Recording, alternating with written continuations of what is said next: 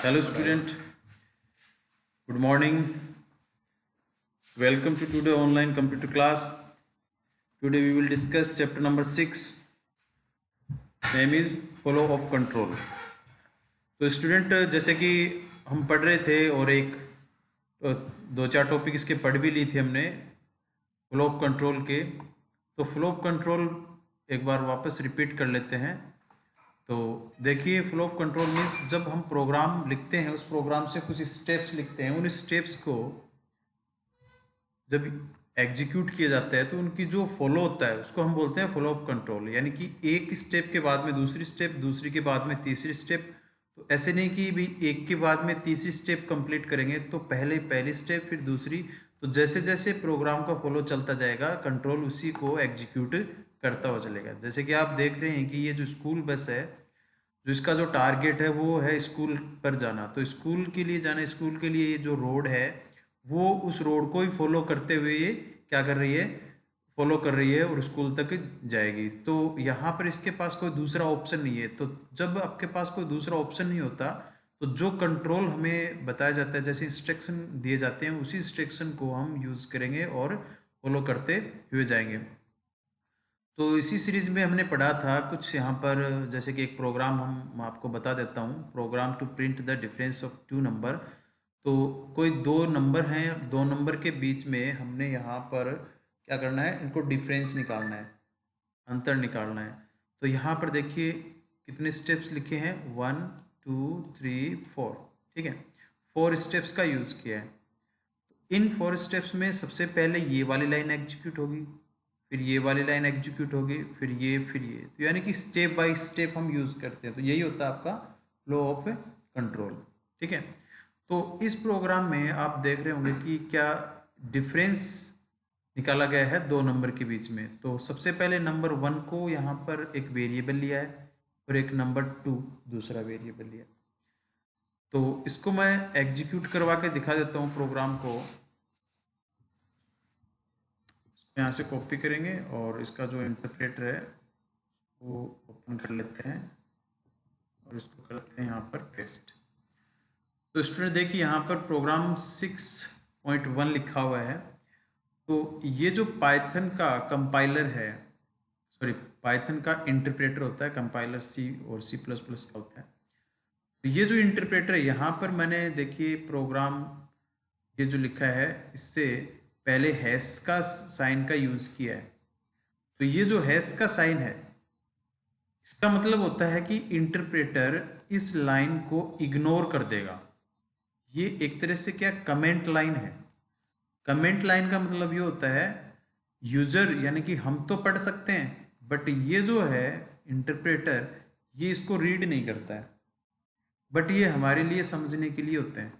अगर मैं यहाँ से हैश के साइन को यहाँ से हटा देता हूँ तो ये एरर देगा, क्योंकि अब ये जो इंटरप्रेटर है इसको अंडरस्टूड नहीं कर पाएगा। और जब इससे पहले हम हैश का साइन का यूज कर लेंगे तो ये जो लाइन है ये पूरी तरह से इग्नोर हो जाएगी। ये हम पढ़ सकते हैं बट ये इंटरप्रेटर इसको रीड नहीं करेगा। और ये लाइन भी ऐसे ही है। फिर यहाँ पर देखिए दो वेरिएबल लिए हैं, नंबर 1 और नंबर 2। और इनके अंदर हमने क्या किया है, इनपुट फंक्शन का यूज किया है। और यहाँ पर एक एंटर फर्स्ट नंबर ये हमने लिखा है यहाँ स्ट्रिंग। और स्ट्रिंग क्या होती है, डबल कोटेशन में लिखी जाती है। स्ट्रिंग कैरेक्टर यानी अक्षरों का समूह जो डबल कोटेशन के अंदर लिखी जाती है और स्क्रीन पर ज्यों की त्यों प्रिंट होती है। ऐसे ही दूसरा वेरिएबल है, इसमें भी स्ट्रिंग का यूज किया है। और इनपुट फंक्शन क्या करेगा, इस वैल्यू को इनपुट करेगा। ये क्या करता है, डिमांड यूजर से। इनपुट फंक्शन डिमांड करेगा यूजर से कि कीबोर्ड से मेरे को वैल्यू असाइन करो। जैसे हम वैल्यू देते हैं तो वो वैल्यू होती है स्ट्रिंग। और उसको नंबर में कन्वर्ट करने के लिए यहाँ पे इंटीजर फंक्शन का यूज किया गया है। और वो नंबर में कन्वर्ट करने के बाद में इस जो num1 है इसकी जो मेमोरी लोकेशन है उस मेमोरी लोकेशन में वैल्यू को क्या कर देगा, ये इनपुट कर देगा। ऐसे ही यहाँ पर नंबर 2 के अंदर भी ये दूसरा फंक्शन है, नंबर 2 में उस वैल्यू को असाइन कर देगा। और ये जो तीसरा जो वेरिएबल है, इन दोनों वेरिएबल के बीच में जो भी डिफरेंस आएगा उस डिफरेंस को इसमें ट्रांसफर करेगा और यहाँ ये है प्रिंट फंक्शन स्क्रीन पर प्रिंट कर देगा। तो इसके बाद में हम फाइल में जाके इसको सेव करते हैं। सबसे पहले सेव करने के लिए फाइल में जाएंगे और सेव बटन पे क्लिक करेंगे और एक मिनट, सेव पहले से इसमें ये टेस्ट नाम की फाइल है, ये पहले से सेव है, ठीक है। तो इसको डायरेक्ट आप क्या कर देंगे, सेव पे क्लिक करेंगे तो सेव हो जाएगा test.py पे, पहले से मैंने कर रखा है। अब इसको करेंगे रन, तो रन पे क्लिक करेंगे, रन जैसे ही रन करेंगे तो ये प्रोग्राम आपका रन हो रहा है और देखिए एंटर फर्स्ट नंबर, ये आउटपुट है। तो सबसे यहाँ से इसने रीड स्टार्ट किया इंटरप्रेटर ने, और जो ये स्ट्रिंग है ये यहाँ पर क्या हो जाती है, प्रिंट हो गई एंटर फर्स्ट नंबर। तो यहाँ पे क्या आ गया, एंटर फर्स्ट नंबर आ गया, ठीक है। फिर यहाँ पे इनपुट फंक्शन क्या कर रहा है, वैल्यू की डिमांड कर रहा है, तो वैल्यू मैं यहाँ पर दे देता हूँ 10,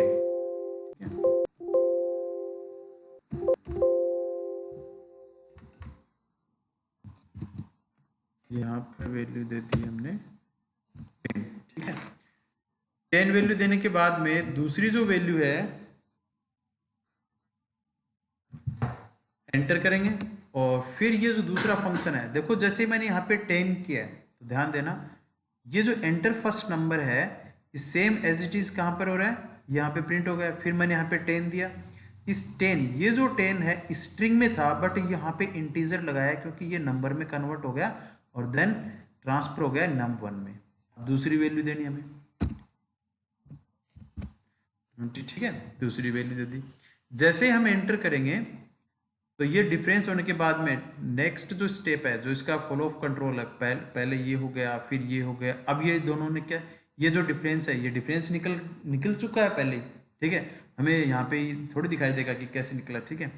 फिर जो प्रिंट है ये प्रिंट हो जाएगा। फिर नेक्स्ट ये देखिए द डिफरेंस ऑफ कहाँ से आया, ये ऐसी कैसी स्ट्रिंग है, यहाँ पे प्रिंट होगी। फिर ये num1 है, ये 10 कहाँ से आया, इस num1 की वैल्यू है 10, तो num1 की वैल्यू देखो हमने दी थी स्टार्टिंग में 10, और एंड ये एंड यहाँ से उठाया यहाँ प्रिंट हो गया। फिर num2 की वैल्यू क्या थी 20, और फिर इज यहाँ से, फिर -10 यहाँ से, माइनस यानी कि डिफरेंस, जो डिफरेंस है ना, जो माइनस करने के बाद में जो रिजल्ट आया वो रिजल्ट है -10, ठीक है। इस तरीके से हमने इसको फॉलो किया है। नेक्स्ट सिलेक्शन, तो सिलेक्शन में क्या होता है स्टूडेंट, देखिए ये तो एक सिंपल सा प्रोग्राम था। सिलेक्शन में क्या होता है, आपके पास कुछ कंडीशंस होती हैं, आपके पास कई चॉइस हो सकती हैं, ऑप्शंस हो सकते हैं। मैंने आपको बताया था आपके पास 10 रुपये और एक पेन खरीदने के लिए आप गए और जो शॉपकीपर वो आपको कई वैरायटी के पेन दिखाएगा, उनमें से आपको एक सिलेक्ट करना है कि 10 के आपको 10 तरीके के पेन दिखाएगा, उसमें से एक सिलेक्ट करना है, तो वो होता है सिलेक्शन। तो यहाँ पर देखिए कंडीशंस होती हैं आपके पास में, ठीक है। सबसे पहले फ्लो चार्ट को समझ लेते हैं। तो स्टार्ट है, 2 वैल्यू को इनपुट किया गया है, यहाँ पे कंडीशन है, कंडीशन अगर ट्रू होगी तो यस की तरफ चलेंगे या फिर नो की तरफ, जो रिजल्ट आएगा वो दोनों का यहाँ पर आ जाएगा और स्टॉप हो जाएगा। तो आपके पास मोर देन 1 कंडीशन हो तो आप यूज करेंगे सिलेक्शन स्टेटमेंट का, तो उसके लिए हम यूज करेंगे इफ का। तो इफ के लिए यहाँ देखिए इफ जो कंडीशन है, इफ का यूज इसलिए करते, देखिए एज इनपुट, सेम एक वेरिएबल लेंगे एज और उसको इनपुट करेंगे एंटर योर एज, आपकी एज यहाँ पे इनपुट करनी है, और इंटीजर क्या करेगा, नंबर में कन्वर्ट करके एज में ट्रांसफर कर देगा। और इफ क्या करता है, ये कंपेयर करता है, ये कंडीशन को चेक करता है। तो कंडीशन क्या लगाई है, एज ग्रेटर देन इक्वल 18, यानी कि आपकी एज जो 18 से बड़ी या बराबर है, तो क्या प्रिंट होना चाहिए, इसके स्टेटमेंट में क्या बोलते हैं, एलिजिबल टू वोट। चलो इसको कॉपी कर लेते हैं और रन करके देखते हैं,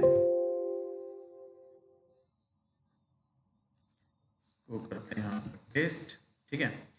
तो देखिए अब यहाँ जो है प्रोग्राम को करते हैं हम सेव, सब आपको फाइल में जाके सेव करना पड़ेगा, जैसे आप कोई मॉडिफिकेशन करते हो तो सेव करते रहना चाहिए। और इसके बाद में इसको करते हैं run, we got an error, यानी हमारे पास क्या एक एरर आई, क्या ये है, एक्सपेक्टेड एन इंटेंट ब्लॉक।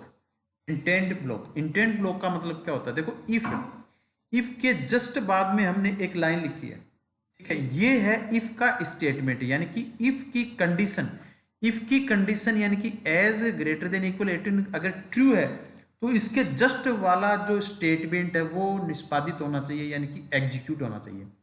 तो इफ का जो ब्लॉक है, इफ के नीचे क्या होता है, इसका ब्लॉक हो, इसको ब्लॉक भी बोल सकते हो आप, स्कोप भी बोल सकते हो, इसका एरिया भी बोल सकते हो, इसकी बॉडी भी बोल सकते हो, ठीक है। तो इसकी एरिया, ब्लॉक, स्कोप, बॉडी में हम जो भी कुछ लिखेंगे वो उसका क्या होता है, स्टेटमेंट, ठीक है।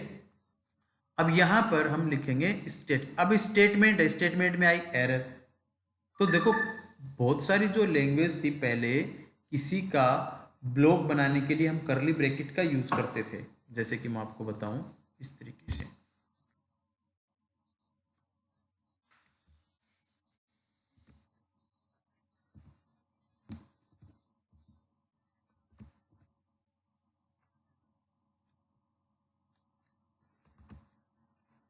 तो यहां पर मैंने करली ब्रैकेट को ओपन किया है और देखो, अब देखिए इफ एज, यानी इस इफ के अंदर क्या लिखा मैंने, एक कंडीशन, और कंडीशंस को भी मैं एक पैरेंथेसिस में लिख देता हूं, यानी कि इफ की ये है कंडीशन, और इस कंडीशन, अगर ये कंडीशन ट्रू होती है तो अपने ब्लॉक में जो कंट्रोल है वो कहां चला जाएगा, इस ब्लॉक में चला जाएगा। जो ब्लॉक कहां से स्टार्ट हो रहा है, करली ब्रैकेट से, और ब्लॉक कहां पे बंद हो रहा है, करली ब्रैकेट से, और इस ब्लॉक के अंदर जो मैंने लिखा है वो इसका स्टेटमेंट है। ये तभी एग्जीक्यूट होगा जब इफ की कंडीशन है वो ट्रू होगी, अदरवाइज ये इफ की बॉडी के अंदर, इफ के स्कोप के अंदर नहीं जाकर जो नेक्स्ट यहां पर कुछ भी लिखेंगे वहां उसको एग्जीक्यूट करेगा। बट ये बात कर रहे हैं हम पहले की जो लैंग्वेजेस हैं उनकी। अब इसके अंदर क्या आया है, अभी जो एरर आई थी, इंटेंडेशन की एरर आई थी, वो एरर इसलिए आई है कि भाई आप जो कंडीशंस यूज कर रहे हो वो क्या, आपने इंडेंटेशन का यूज नहीं किया है। तो पहली जो लैंग्वेज थी हमने यहाँ पे क्या यूज कर रहे थे, करली ब्रैकेट। अब करली ब्रैकेट हट गया, इसके लिए देखो पैरेंथेसिस यहाँ से ये भी हटा दिए गए हैं पाइथन में, बोले इनकी भी जरूरत नहीं है, बस यहाँ पे आप क्या लगाओ, ये यूज करो। ये भी हटा दिए हैं, ब्लॉक बनाने की जरूरत नहीं है, अपने आप ही ब्लॉक बन जाएगा, ये भी हटा दो। बट एक चीज का ध्यान रखो, क्या रखें, बोले कि आप इफ के जस्ट नीचे ही मत लिखो, थोड़ा सा स्पेस तो दो, जिससे हमें पता लग जाए भाई इफ की कंडीशन ये, इसका स्टेटमेंट ये, ठीक है। बस ये था, अब प्रॉब्लम नहीं आएगी। देखो इसको सेव करते हैं और ये आ गया ना रिजल्ट। देखो अब ये डिमांड कर रहा है enter your age same as it is print. Input function क्या करेगा, कीबोर्ड से वैल्यू देंगे अपन, यूजर से मांग रहा है वैल्यू, तो यूजर अपन है, तो यहाँ पे मैं वैल्यू देता हूँ 17, ठीक है। इस 17 को इस इंटीजर ने इसमें कन्वर्ट कर दिया नंबर में, और नंबर के बाद में एज को असाइन कर दिया। अब एज की वैल्यू क्या हो गई, 17।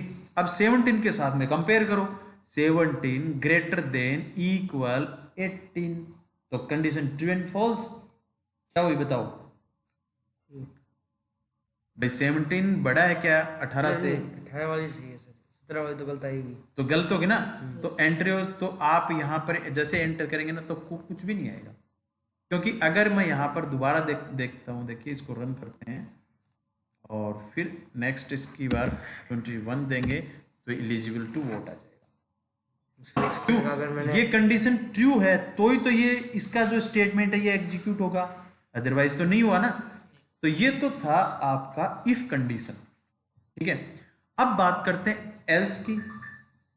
अगर मैं एल्स का यूज करता हूं, इफ के बाद में यूज करते हैं एल्स का, हाँ बोलो। मैं ऐसे बोल रहा हूँ जैसे आपने तो अभी 21 लिखा था, अगर उसके जगह में लिखता 16, हाँ, तो भी एलिजिबल, 18 या 18 से बड़ी कोई भी वैल्यू हो, देखो नहीं 16 लिखता तो 16 तो कुछ भी नहीं आता ही नहीं, ऐसे नहीं कहता कि no you are not eligible to vote, नहीं आता, क्योंकि हमने दिया ही नहीं, इसमें प्रोग्रामिंग में लिखा ही नहीं। अब लिख रहे हैं भाई, सिर्फ हमने क्या प्रिंट किया, देखिए प्रिंट ये किया कि if age greater than equal 18, अगर बड़ा है या फिर बराबर है तो वोट होगा, नीचे कुछ नहीं लिखा आपने। अब हम लिखेंगे एल्स की दो कंडीशन है, अब यहाँ पे लिखेंगे दोबारा, इसको यहाँ पे मैं प्रिंट कर कॉपी करके और जस्ट यहाँ पे करता हूँ पेस्ट, एलिजिबल नॉट एलिजिबल। अब आएगा, अब ये बोल रहा है कि अगर देखो यहाँ पे इफ अगर एज आपकी बड़ी है या फिर इक्वल 18 तो ये वाला प्रिंट हो जाएगा, एल्स ये वाला प्रिंट होगा, क्योंकि हमने दिया ही नहीं था ना।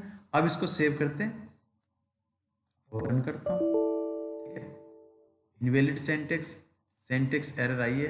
क्यों आई है कि यहाँ पे हमने यूज नहीं किया ये वाला। इफ के आगे भी तो कॉलन का यूज कर रहे हैं ना, तो एल्स के आगे भी कॉलन का यूज करेंगे। अब देते हैं और सेव के लिए पूछ रहा है, सेव हो गया और यहाँ पे एंट्री हो गया। अब मैं यहाँ पे 16 देता हूँ तो आ जाएगा नॉट एलिजिबल टू वोट। बताना तो पड़ेगा ना, इसको अपने आप थोड़ी प्रिंट करेगा। तो यहाँ पे इफ एल्स, तो इफ समझ में आ गया, इफ एल्स समझ में आ गया। Yes sir. अब बात करते हैं एल्स एलिफ की। एलिफ क्या होता है?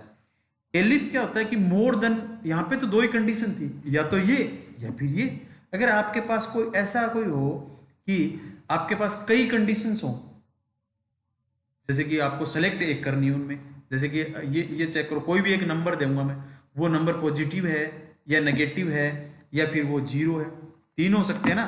तीन कंडीशन हो तो कैसे यूज करेंगे? जैसे मैंने लिखा हूं 10। अब 10 क्या हो सकता है? अगर यहाँ पे कंडीशन लगी, अगर 10 जीरो से बड़ा है, जीरो से बड़ा वो नंबर वो क्या हो सकता है? देखो यहाँ पे टाइप करता हूं मैं, इफ 0 ग्रेटर देन, कोई भी नंबर लेते हैं, num1 ग्रेटर देन 0। अगर num1 0 से बड़ा है तो वो क्या प्रिंट होगा? पॉजिटिव, पॉजिटिव नंबर हो जाएगा वो। नंबर की वैल्यू तो दी नहीं आपने। ठीक है, एल्स नहीं है तो नॉट। और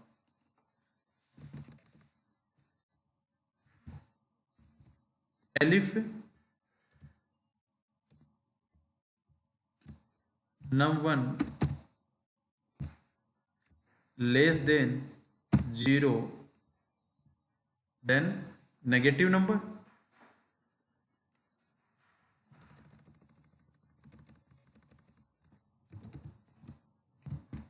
नेगेटिव नंबर, ठीक है।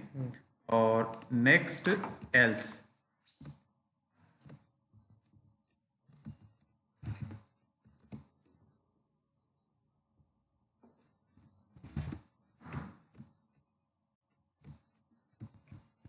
जीरो।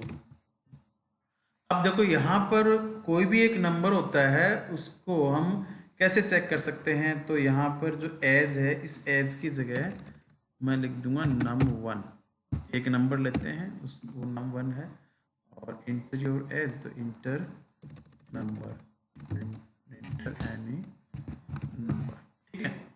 अब देखिए कोई भी एक नम वेरिएबल लिया, उसकी वैल्यू मैंने यहाँ पे डाल दी। अब उस num1 को चेक करते हैं, अगर वो 0 से बड़ा है तो क्या प्रिंट होना चाहिए? Positive number. Positive. Elif num1 अगर वो 0 से छोटा तो नेगेटिव नंबर, और या फिर 0, दो तीन ही तो हो सकते हैं, या तो 0 हो सकता है, 0 से बड़ा हो सकता है, 0 से कम हो सकता है। चलो सेव करते हैं इसको,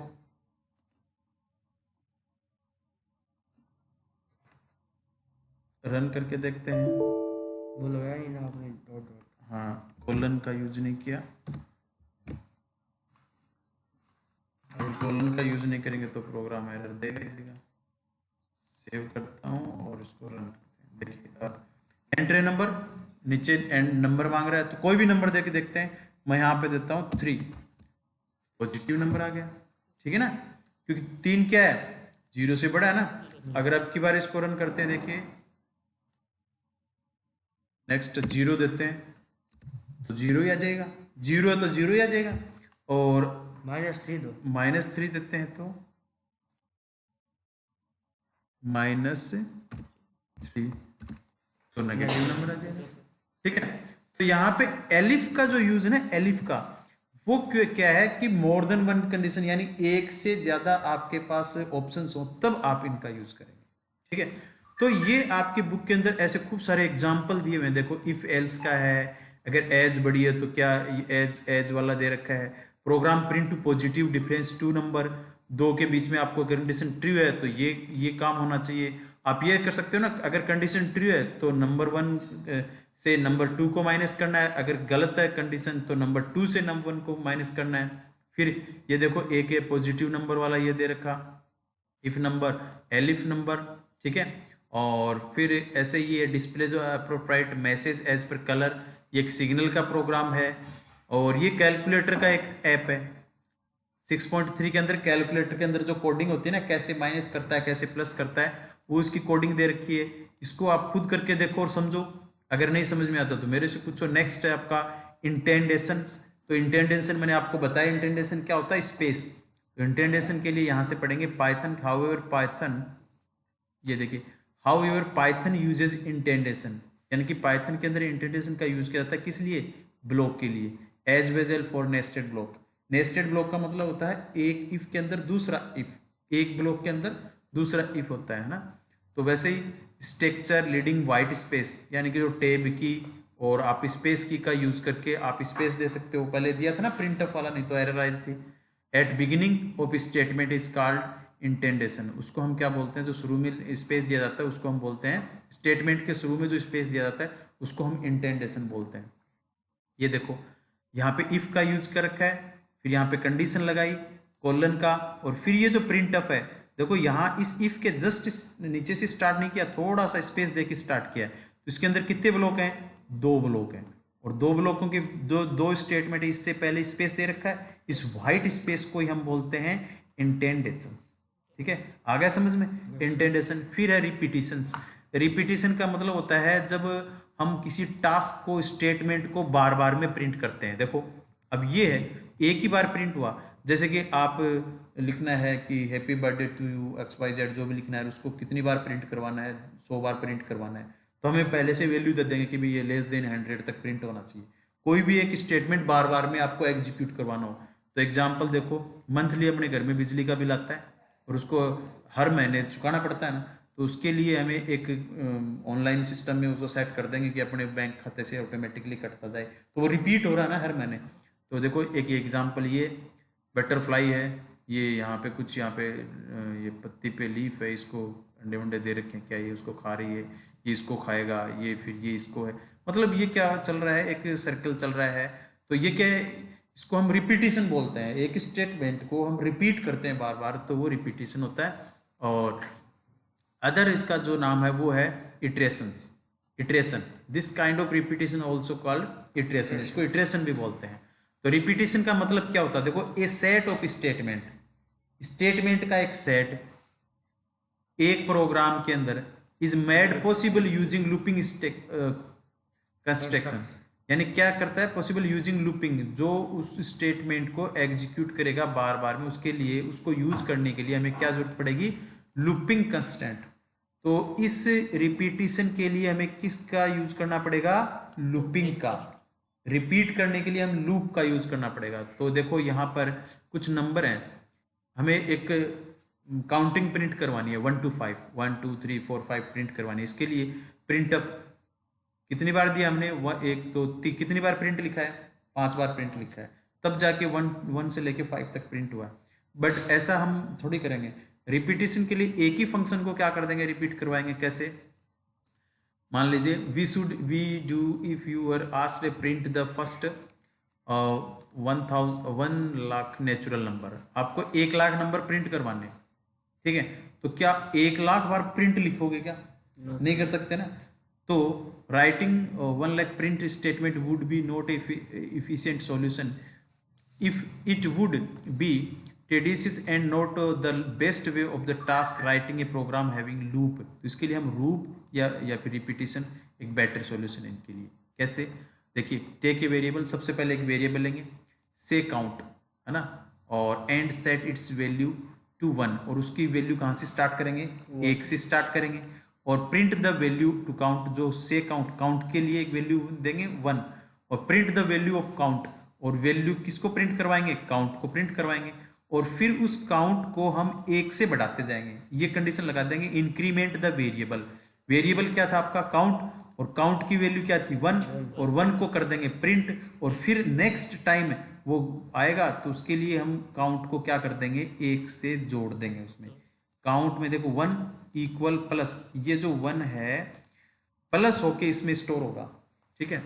देखो repeat 2 and 3 as long count as value less than और इक्वल टू, और वो कब तक प्रिंट होना चाहिए, count less than equal 1 lakh, यानी कि 1 लाख तक प्रिंट होना चाहिए, ठीक है। तो इसके लिए आप जो लूप का यूज करेंगे वो कौन कौन से लूप होते हैं, सबसे पहले बात करते हैं फॉर लूप की। तो लूप होते हैं आपके वाइल लूप होते हैं, डू वाइल लूप होता है, एक होता है फॉर लूप, ठीक है। तो फॉर लूप है, तो फॉर लूप में देखो इसका एक जो ये प्रोग्राम ये जो है फ्लो चार्ट, इसको समझ लेते हैं। सबसे पहले स्टार्ट, फिर है इनिशियलाइजेशन स्टेटमेंट कि काउंट की वैल्यू 1 देनी है, फिर यहाँ पे जाएंगे, फिर आएगा टेस्ट एक्सप्रेशन, यहाँ पे कंडीशन को चेक करेंगे, अगर कंडीशन ट्रू है तो यहाँ पे आ जाएंगे, और ट्रू होते ही बॉडी फॉर लूप ये वापस रिपीट कर रहा है, देखो वापस रिपीट कर रहा है ना, ये होता है रिपीटिशन। यहां से ट्रू होती है क्या करेगा, वापस चला जाएगा इसमें, ठीक है।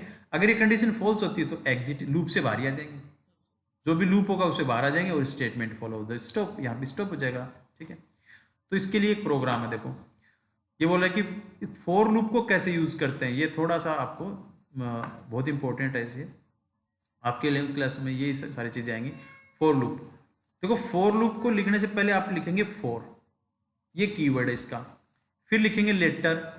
अब लेटर क्या चीज है, लेटर यहां पर एक वेरिएबल है, इन एक ऑपरेटर है, इन ऑपरेटर, और पाइथन क्या है, जो आप रिपीट करवाना चाहते हो वो वैल्यू है। प्रिंट लेटर, अब किसको प्रिंट करवाना चाहते हो आप, लेटर को, तो फॉर तो रिपीट करेगा, लूप है छोड़ दो, इन ऑपरेटर है छोड़ दो, ठीक है।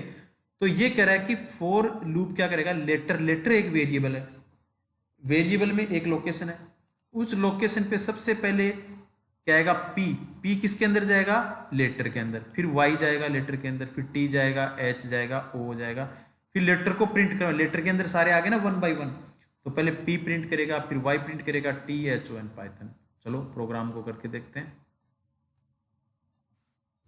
कंट्रोल सी, और यहाँ ओपन करके पेस्ट करते हैं और सेव कर लेते हैं, इसको रन करके देखते हैं। कंट्रोल के साथ आप क्या दबाते हो, पेस्ट के साथ बी, यहाँ पे इंटेंडेशन का यूज नहीं किया तो एरर आएगी, और फिर सेव करके नीचे देखिए पाइथन आ गया ना पाइथन। तो यहाँ देखिए आप ये जो है इस लेटर की जगह आप ए भी ले सकते हैं, ये तो एक वेरिएबल है, जैसे num1 लिया था ना वैसे वेरिएबल है। ये कह रहे हैं फॉर ए, किसको रिपीट कर रहे हैं, ए को रिपीट कर रहे हैं, और इसके अंदर क्या आना चाहिए, इन ए के अंदर क्या आना चाहिए, ये आना चाहिए 1 बाय 1। अब देखो इसकी जो इंडेक्स होती है ना, इंडेक्स का मतलब क्या होता है आपको बताऊं मैं,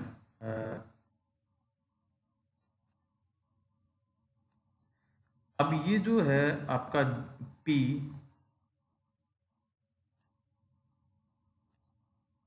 ये जो पी है ना, फिर है आपका वाई, फिर है टी, फिर है एच, फिर है ओ एन, और ये है आपका ए।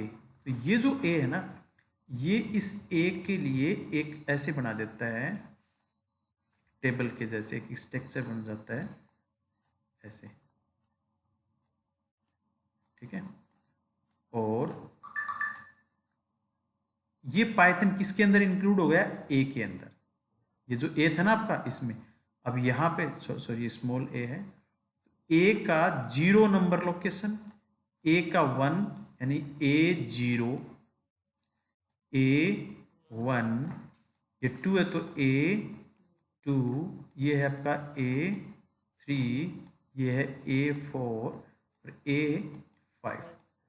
अब देखो सबसे पहले क्या करेगा, इन ऑपरेटर क्या करेगा, P को उठाएगा, P को उठाएगा कहाँ रखेगा, A1 की जो लोकेशन, A0 की लोकेशन में, फिर Y को उठाएगा A1 की लोकेशन में रखेगा, T को A2 में, ये इस तरीके से इंडेक्स होती है। और ये प्रिंट है ना, सबसे पहले A को प्रिंट नहीं करेगा, ये A के 0 के पास जाएगा, बोले क्या भाई आपके पास P है, तो सबसे पहले स्क्रीन पे क्या प्रिंट होगा, P, फिर ये लूप चलेगा, फिर A1 के पास जाएगा, Y को प्रिंट करेगा। तो इस तरीके से 1 बाय 1 ने सबको क्या करेगा, ये प्रिंट कर देगा।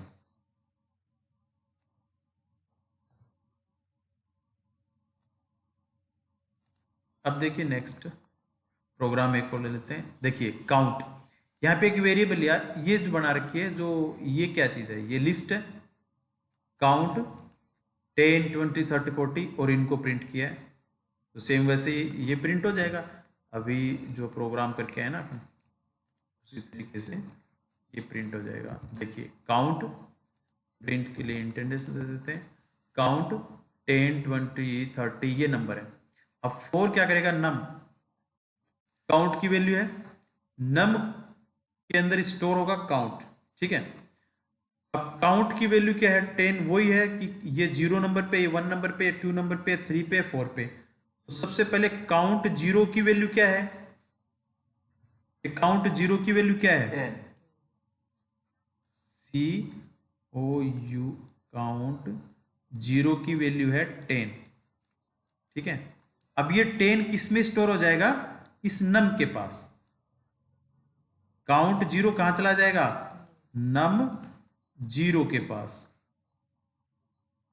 काउंट का जो 0 10 है वो कहां पे स्टोर हो रहा है, नम के 10 के पास। तो काउंट का जो 0 है वो उसकी वैल्यू 10 और नम के पास चला जाएगा, और नम क्या कर देगा, आउट कर देगा। फिर दूसरी वैल्यू को उठाएगा, फिर ये 20 को प्रिंट कर देगा। तो इस तरीके से रिपीट होता जाएगा कि नहीं हो जाएगा, ठीक है। तो इसको देखते हैं, रन करते हैं, पहले सेव कर लेते हैं, सेव करने के बाद रन करते हैं। अब देखिए यहाँ पे आ गया ना 10 20, ठीक है। तो इस तरीके से प्रिंट हो जाएगा। तो ये 4 है, तो ध्यान देना, आप सबसे पहले 4 लिखना है, फिर वेरिएबल जिसके अंदर वैल्यू आपको स्टोर करनी है, फिर इन ऑपरेटर का यूज होगा, और काउंट जिसकी वैल्यू हमें रिपीट करनी है। इस तरीके से हम कर लेंगे। तो ये तो था आपका काउंट। नेक्स्ट, ठीक है, और नेक्स्ट करेंगे अपन नेक्स्ट वीडियो में, ओके।